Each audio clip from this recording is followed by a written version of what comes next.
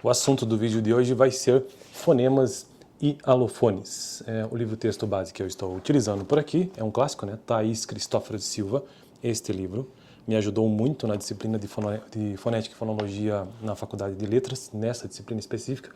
E já estamos quase finalizando esse livro, inclusive. E hoje, então, fonemas e alofones, vamos ao texto. Apenas o primeiro e o segundo parágrafo, para ver se a gente consegue absorver alguma coisa sobre isso. Fonemas e alofones. Um dos objetivos de uma análise fonêmica é definir quais são os sons de uma língua que tem valor distintivo, servem para distinguir palavras. Então, vou repetir. Um dos objetivos de uma análise fonêmica, veja, não é uma análise fonológica, mas uma análise fonêmica, é definir quais são os sons de uma língua que tem valor distintivo. Então, o que distingue os sons dentro de uma língua. Então, este é o grande objetivo da análise fonêmica, ver o que de fato faz com que aquela língua tenha aqueles fonemas. Então, fonema P de pato, por exemplo, do fonema B de bola, que são, apesar do som ser muito parecido, são fonemas completamente diferentes, que distinguem palavras diferentes.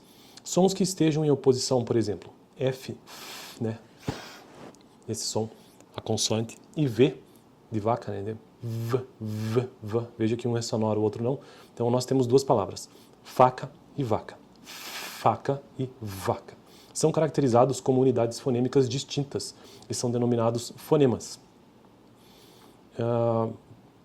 E aqui ele cita alguns autores. Então veja que nesse caso aqui, duas palavras, faca e vaca, elas têm exatamente a mesma estrutura, exceto pela consoante inicial, né?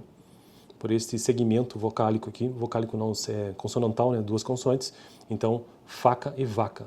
Uma palavra está distinta da outra exatamente por conta de um fonema, ou de dois fonemas, na verdade, né? Então, neste caso, chega-se à conclusão que f e v são fonemas que trazem distinção ou que apresentam um valor distintivo na língua.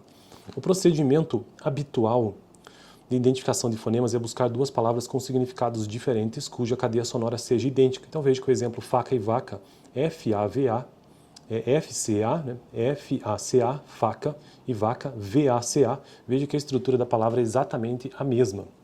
Então, para você conseguir identificar o que é um fonema e o que não é, consiga então um par mínimo. O que é um par mínimo? Neste caso aqui, faca e vaca. São iguais, exceto por esse fonema inicial. Logo, você chega à conclusão que, de fato, f e v são fonemas. Então, é isso que ele está nos dizendo aqui, cuja cadeia sonora seja idêntica. As duas palavras constituem, então, o que se chama de par mínimo. Assim, em português, definimos f e v como fonemas distintos. Observe o uso de barras transversais para transcrevermos fonemas.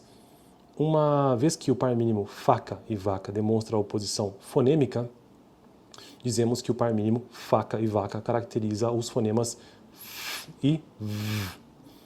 Por contraste em ambiente idêntico, um par de palavras é suficiente para caracterizar dois fonemas. Então este foi o assunto do vídeo de hoje, entendendo o que é um fonema.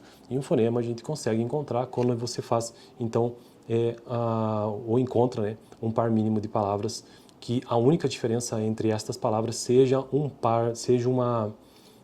segmento consonantal, neste caso aqui, ou vocálico, né? Neste caso aqui específico, consonantal, identificar se de fato aquele é um fonema ou não. Beleza? No próximo vídeo, então, continuaremos esse assunto desta playlist sobre fonética e fonologia que eu estou gravando aqui no canal, e o livro-texto base que estou utilizando, como já mostrei, é este clássico sobre fonética e fonologia. Próximo vídeo, ou melhor, vídeo anterior, eu tratei sobre a premissa número 4 da fonêmica. Vou deixar aqui no final.